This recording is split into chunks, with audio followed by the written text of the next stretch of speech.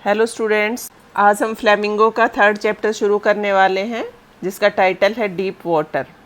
Deep, DEEP deep, जिसका अगर meaning देखा जाए तो इसका मतलब होता है गहरा, और इसका अपोजिट जो वर्ड होता है दैट इज़ शैलो, SHALLOW, जिसकी गहराई कम होती है उसको शैलो बोलते हैं।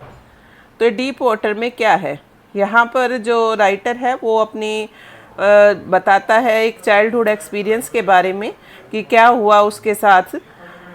विलियम डगलस है यहाँ पर ऑथर का नाम, और वही मेन कैरेक्टर है यहाँ पर कि कैसे चाइल्डहुड में एक बैड एक्सपीरियंस ने उसकी लाइफ को कैसे ख़राब कर दिया था, और फिर कैसे उस बैड एक्सपीरियंस को उसने अपने एफर्ट से ओवरकम किया, यही इस चैप्टर में बताया गया है।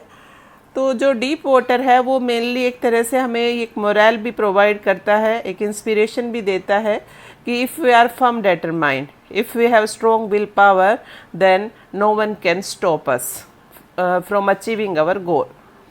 तो चैप्टर की शुरुआत करते हैं हम यहाँ पर। तो एक दो चीज़ें होती है, आपने सुनी होगी, एक होती है ऑटोबायोग्राफी और एक होती है बायोग्राफी। ऑटो का मतलब होता है सेल्फ, तो ऑटो बायोग्राफी क्या होती है कि एक पर्सन जब अपनी लाइफ के बारे में खुद बताता है तो वो होती है ऑटोबायोग्राफी, और जब कोई दूसरा पर्सन किसी की लाइफ के बारे में लिखता है तो वो होती है बायोग्राफी। तो यहाँ पर जो विलियम डगलस है वो अपनी ऑटोग्राफी ही एक तरह से लिखी हुई है उन्होंने, और वो बता रहे हैं कि क्या आफ्टर ऑल उनके साथ हुआ। तो शुरू होता है चैप्टर इस तरह से कि जब विलियम डगलस 10 या 11 साल के थे तो उन्होंने सोचा कि मैं स्विमिंग करना सीखूंगा। वहाँ पर एक रिवर होती थी, याकीमा रिवर जिसका नाम था, तो उसके ऊपर एक पूल बना हुआ था और उस पूल का नाम था YMCA पूल। और जो YMCA पूल था उस पे ये अपॉर्चुनिटी प्रोवाइड की जाती थी। जहाँ तक याकीमा रिवर की बात थी, इट वाज ट्रेचरस, ये एक नया वर्ड है, नोट डाउन करेंगे इसको।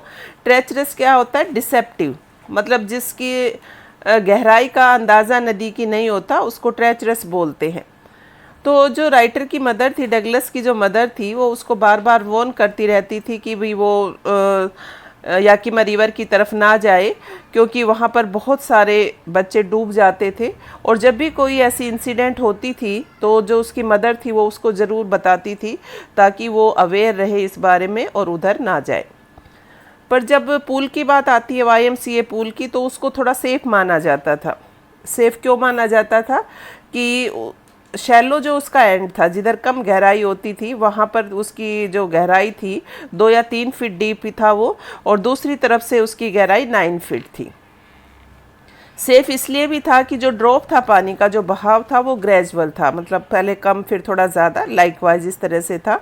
और दूसरा, जैसे आपको पता है, जब आप पूल पर जाते हैं स्विमिंग के लिए तो वहाँ पर गार्ड्स भी होते हैं, कुछ स्विमिंग एड्स भी होती है, तो जिससे जो स्विमिंग है आपकी वो सेफ़ हो जाती है। तो राइटर वहाँ पर चला गया और उसने भी वाटर विंग्स वगैरह जो स्विमिंग एड्स होती है वो ले ली, और उसने तैरने के लिए उस अपने आप को तैयार किया। अब राइटर बताता है कि फिज़िकली वो बहुत ज़्यादा दुबला पतला था, बहुत स्किनी था वो, तो उसे जैसे कपड़े उतारते हुए बड़ी शर्म सी आ रही थी। पर जैसे तैसे करके, क्योंकि स्विमिंग उसने सीखनी ही थी, उसने ये काम भी किया और वो पानी के अंदर घुस गया। राइटर बताता है कि शुरुआत से ही पानी के लिए उसके मन में एक नफ़रत, एक हेटर्ड, एक वर्ड यूज हुआ यहाँ पर, एवर्शन। तो पानी के लिए एक अवर्शन हो गया था उसको, और वो अवर्शन कब उसका दिखाई देता था उसे? जब वो पानी के अंदर जाता था। तो राइटर उसका रीज़न बताता है कि ऐसा क्यों हुआ। वो बताता है कि जब उसकी उम्र 3 या 4 साल की थी तो वो अपने फादर के साथ एक बार घूमने गया था कैलिफोर्निया बीच पर। तो दोनों बाप बेटे बीच पर खड़े हुए थे और राइटर ने अपने फादर को पकड़ा हुआ था। तभी क्या हुआ, एक बहुत तेज़ वेव आई और राइटर को अपने साथ बहा ले गई। बहा क्यों ले गई? क्योंकि राइटर बहुत ही बताया गया जैसे कि स्किनी था, तो पानी के साथ वो बह गया, सांस उसकी बंद हो गई, और वो इतना ज़्यादा डर गया पानी से कि ये जो डर था उसके माइंड से निकला नहीं। और ये उसके पापा को ये कोई बहुत बड़ी बात नहीं लगी, वो हंस रहे थे, नॉर्मली इस चीज़ को ले रहे थे। बट राइटर के माइंड में पानी के लिए एक टेरर हो गया किस चीज़ का टेरर हो गया कि जो पानी है उसमें अंदर तो वेव्स के अंदर तो बहुत ज़्यादा पावर होती है और वो किसी भी इंसान को बहा कर ले जाती हैं, किसी भी इंसान को वो मार सकती हैं। तो जब राइटर YMCA पूल पर गया तो वही अनप्लेजेंट मेमोरीज, उसकी जो बचपन की ये पुरानी यादें थी कैलिफोर्निया बीच वाली, वो रिवाइव हो गई और वो डर उसका वापस लौट आया। एनी हाउ, अब थोड़ा राइटर जबकि बड़ा हो गया था, उसने इस चीज़ को ओवरकम किया, इस चीज़ पर काबू पाया और जो उसको वाटर विंग्स मिले थे उससे उसने पैडलिंग करना शुरू कर दिया। पैडलिंग क्या होता है? पैरों को चलाना। जैसे उसने देखा दूसरे बच्चे जो और स्विमिंग सीख रहे थे वो सब भी ऐसा ही कर रहे थे और राइटर भी उनको देख देख कर, उनकी कॉपी कर करके, उनको एपिंग कर करके, एपिंग भी क्या होता है? नकल कर करके वो वहाँ पर स्विमिंग सीखने लगा। दिन में वो 2 और 3 बार प्रैक्टिस करता था इसी तरह से। और अब जो उसका पुराना जो डर था, जो कैलिफोर्निया बीच वाला जो बचपन का जो डर था, वो अब काफ़ी हद तक कम हो गया था और पानी में वो अपने आप को काफ़ी फील एट ईज़ करता था। फील एट ईज़ क्या होता है? रिलैक्स फील करता था, उसे अब कोई डर नहीं लगता था। तो ये सब जब हो ही रहा था कि उसके साथ एक और मिस एडवेंचर हो गया। मिस एडवेंचर क्या होता है? दुर्घटना हो गई उसके साथ। क्या थी वो दुर्घटना? राइटर बताता है कि एक दिन वो पूल पर चला गया और जब वो पूल पर पहुंचा तो वहाँ पर कोई भी नहीं था। बहुत शांति थी क्योंकि कोई था नहीं वहाँ पर और पानी भी काफ़ी स्टिल पोजीशन में था। जो स्विमिंग पूल की जो बॉटम वगैरह थी बहुत ही नीट एंड क्लीन नज़र आ रही थी वहाँ पर। तो राइटर को थोड़ा सा अजीब सा लग रहा था कि वो पानी के अंदर अकेला जाए। वो वेट करने लगा कि चलो और भी बच्चे आ जाते हैं तो उसके साथ ही, उनके साथ ही जाकर वो स्विमिंग करेगा। तो दूसरे लोगों की वेट करने के लिए वो बैठ गया एक किनारे पर। अभी थोड़ी देर ही हुई थी राइटर को वहाँ पर बैठे हुए कि एक ब्रूज़र, यहाँ पर एक वर्ड यूज़ हुआ है। ब्रूज़र का मतलब क्या होता है?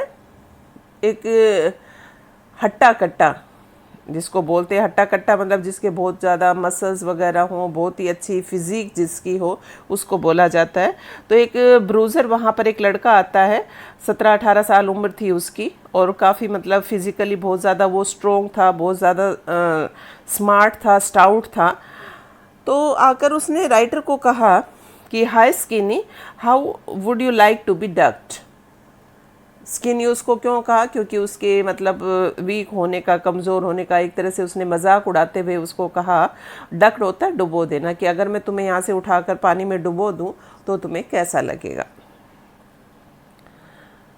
और इससे पहले कि राइटर इस बात का कुछ जवाब देता, कुछ बोल पाता, उस लड़के ने, उस ब्रूज़र ने राइटर को उठाया और उसको पानी में उधर डाल दिया जहाँ पर कि पानी की गहराई ज़्यादा थी। जैसे आपको बताया गया कि YMCA पूल पर एक तरफ 3-4 फीट डेप्थ थी और दूसरी तरफ 9 फीट तक थी डेप्थ।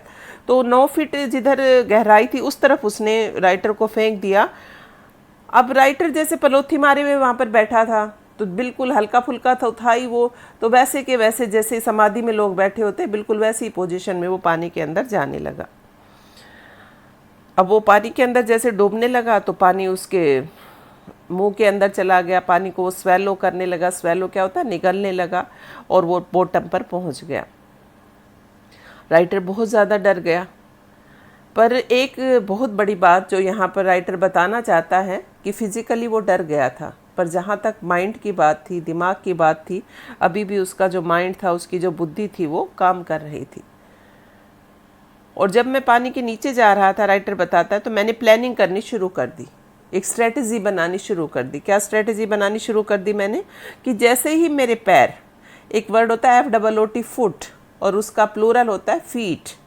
फुट एक पैर को बोलते हैं और फीट मतलब एक से ज़्यादा पैरों जब होते हैं तो उनको हम बोलते हैं फीट, जैसे टूथ, टीथ, लाइकवाइज।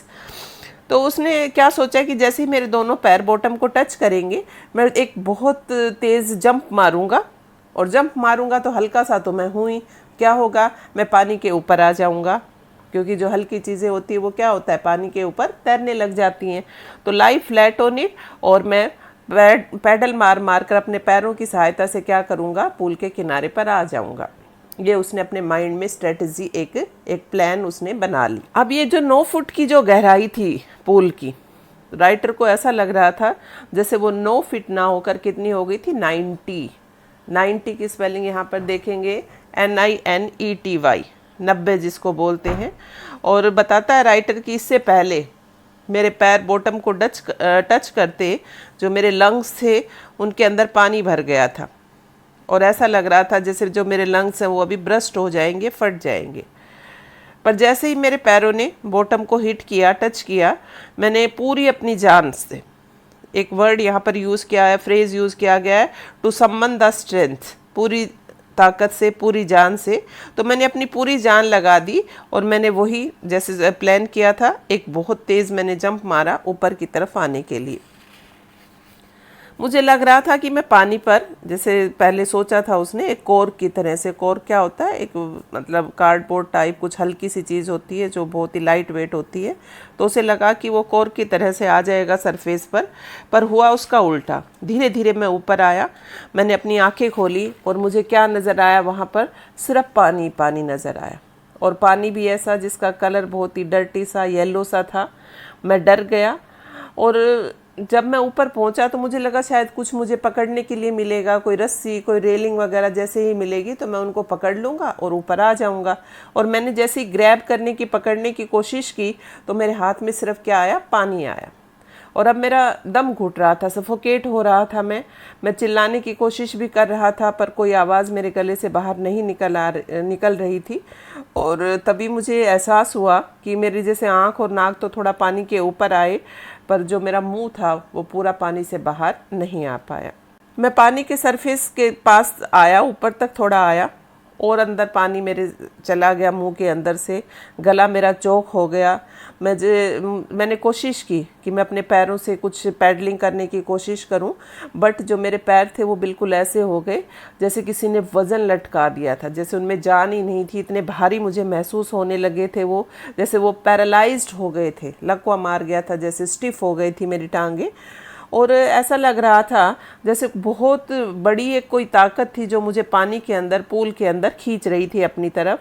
और मैं चीख रहा था, ज़ोर ज़ोर से चिल्ला रहा था, पर वहाँ पर मेरी आवाज़ सुनने वाला कोई नहीं था। और एक बार जैसे मैं ऊपर आया, उसके बाद वापस मेरी जर्नी शुरू हो गई। अभी आज इतना ही आपको करवाया जाएगा। इसका जो सेकंड पार्ट है, रिमेनिंग जो पार्ट है, वो आपको कल बताया जाएगा। तो अभी यहाँ तक आपने फर्स्ट वीडियो में इतना ही ध्यान रखना है कि कैसे जो 2 मिस एडवेंचर्स हैं मेनली डगलस के साथ होते हैं उसकी लाइफ में।